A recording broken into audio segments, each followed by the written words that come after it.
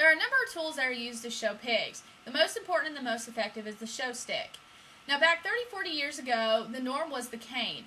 You won't see that very often nowadays. You'll see it with the children of the men and women that have been in the show pig industry for years, but most of the time you'll see people use a show stick or a show pipe. This is the show stick. As you can see, it's thin, delicate, smaller, and this is the show pipe. You can see it's a little bigger, thicker, and it depends on the person on what type of show stick they like to use. I know in my case, I like to use a show stick depending on the pig. As you saw here, the show pipe is thick.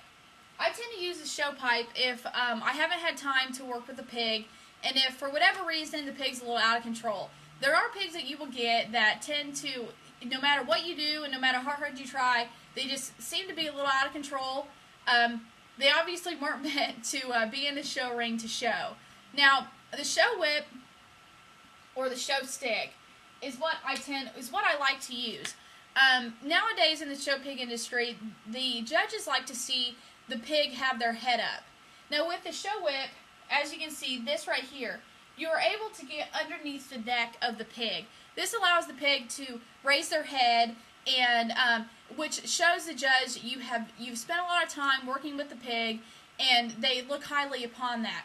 Now the show whip takes a lot of time.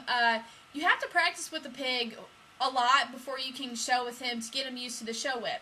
Now you have to be a little bit older for the most part. A lot of times you'll see older kids that'll use the show whip.